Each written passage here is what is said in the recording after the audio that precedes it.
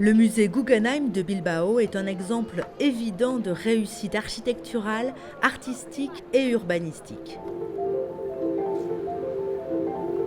Cette espèce d'énorme sculpture en pierre calcaire, verre et titane, signée Frank Gehry, est l'une des œuvres les plus avant-gardistes de l'architecture du XXe siècle et son installation à Bilbao a changé la ville de façon radicale. Le musée étonne par son architecture, mais aussi par la qualité de ses expositions temporaires et de sa collection permanente. Cette année, avec entre autres un mapping spectaculaire sur l'une des façades de l'édifice, l'institution fête ses 20 ans d'existence. Et le bilan est plus que positif. Les objectifs pour lesquels le musée a été créé il y a 25 ans sont aujourd'hui accomplis et nous sommes en train de fêter les 20 ans de son inauguration. Le musée est né avec des objectifs divers.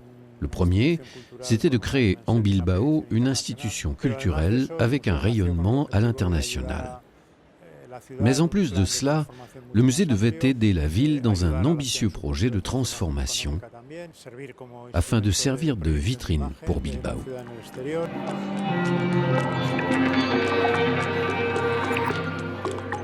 Avec en moyenne 1 million de visiteurs par an, le succès a accompagné le musée Guggenheim depuis sa naissance. Nous avons largement dépassé la barrière des 20 millions de visiteurs et nous sommes dans la meilleure année de fréquentation du musée depuis sa création. Cela a été une très bonne nouvelle car malgré l'effet de nouveauté qui s'estompe pour ce magnifique bâtiment de Gehry, nous continuons à capter l'intérêt du public et nous avons ces chiffres qui sont très hauts pour une ville comme Bilbao qui n'est pas une capitale comme Paris, Madrid ou Londres. Le but du musée est de présenter dans ses 20 salles au format divers un panorama de l'art moderne et contemporain du plus haut niveau. Entre présentation de collections permanentes et temporaires, le musée a proposé 165 expositions dans ses 2 décennies de vie. Mais le succès actuel ne fait pas oublier qu'au début, ce projet ne faisait vraiment pas l'unanimité à cause de son coût très élevé, de son caractère novateur, provoquant et de sa forte saveur américaine.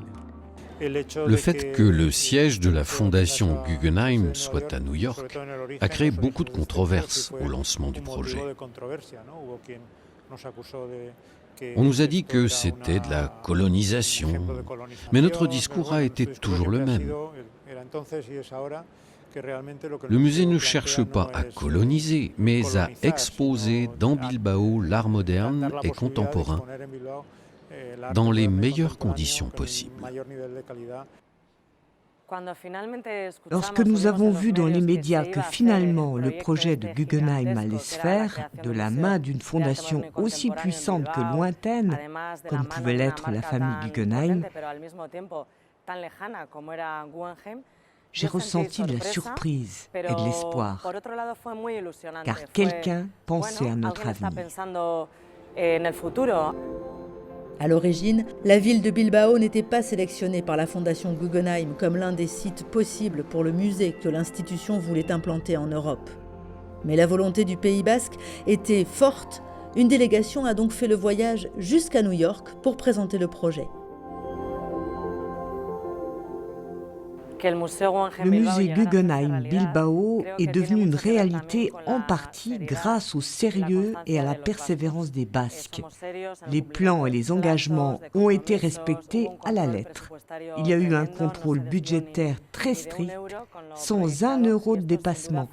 Cela a sûrement contribué pour que le premier musée Guggenheim d'Europe soit à Bilbao.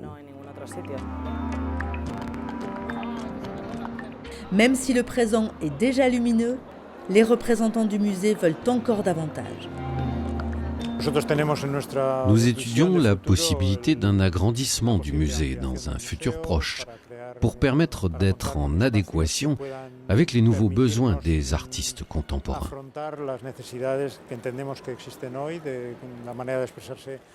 Le musée est toujours animé du même désir depuis sa création. Exposer le Guernica de Picasso dans une grande exposition entièrement consacrée à l'artiste. Je pense que dans un avenir proche, nous pourrons concrétiser ce projet.